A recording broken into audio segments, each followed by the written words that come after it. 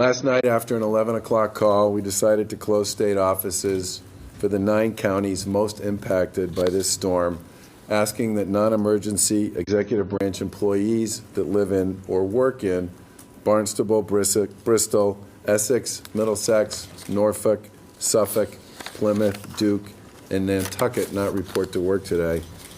That was due primarily to our desire to try to keep the roads as open as possible so that a lot of the folks associated with the highway department would have the opportunity to do their work and to do it completely throughout the day. I've been in the State House since 6 a.m. We've been in constant contact with the National Weather Service, with MEMA, and state and local officials to monitor the storm. The snow is falling a little later than originally forecasted, but the storm is expected to have the same impact. It will be slow and steady all day, and in many parts of Massachusetts will probably be snowing and accumulating up until midnight. The heaviest accumulation will last until around 1 o'clock this afternoon, but as I said, it's going to keep snowing and accumulating until around midnight in many parts of Massachusetts. So far, the current models we have show the heaviest accumulation is expected to be across southeast Mass and the Cape and Islands.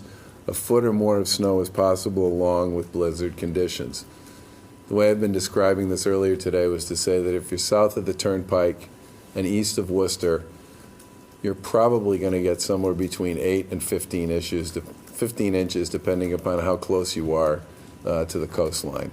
Plymouth County at this point appears to be what I would describe as the big winner in this storm, most likely to get somewhere between 12 and 18 inches there.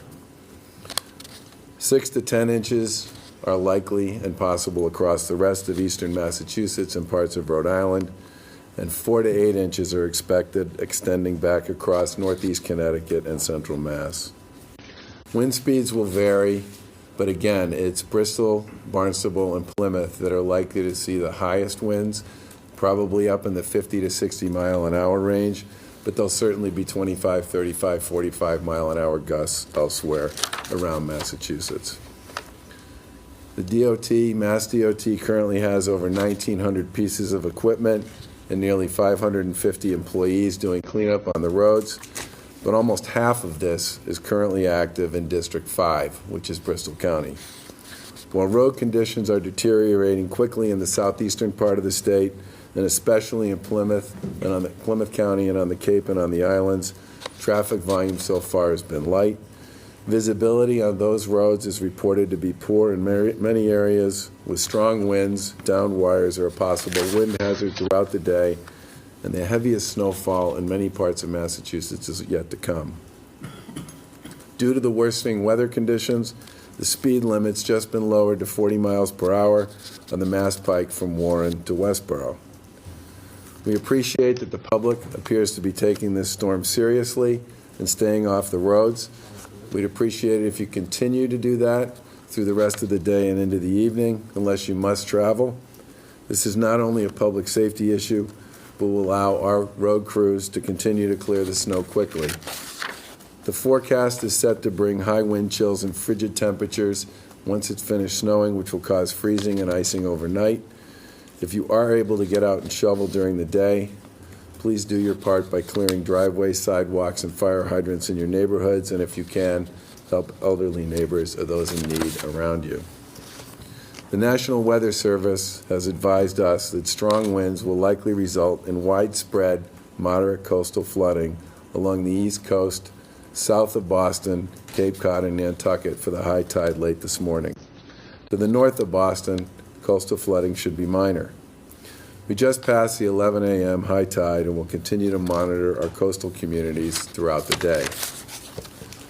We expect the high winds to result in downed trees and power lines with scattered power outages likely, especially in southeastern Mass and on the Cape and Islands due to the very strong winds and the heavy wet snow. Although at last check, I think there were 1,700 homes without power, but obviously people are paying very close attention to this. As the snow gets lighter and fluffier toward the northwest, travel will still be dangerous due to the whiteout conditions. The MBTA and commuter rail have reported no major incidents and are running a regular schedule. The commuter rail has activated snow fighters to clear the tracks as the snow comes down. Riders are encouraged to check mbta.com/winter for scheduling updates.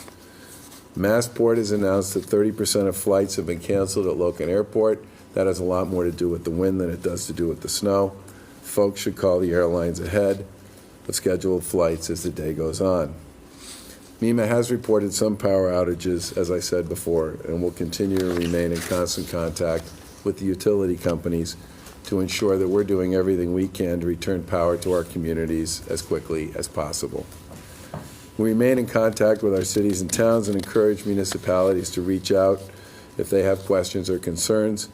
I do know that Lieutenant Governor Polito has talked to about 15 or 20 local officials this morning, and obviously Secretary Pollack has been here being badgered by questions and observations and really bad advice from both the Lieutenant Governor and me throughout most of the morning. So with that said, happy to take questions. Governor, what should commuters expect? So Governor Baker there saying, obviously stay off the roads at all if possible. The MBTA at this point running well, so that's good. But again, warning that these conditions only going to really worsen throughout the afternoon. That's right.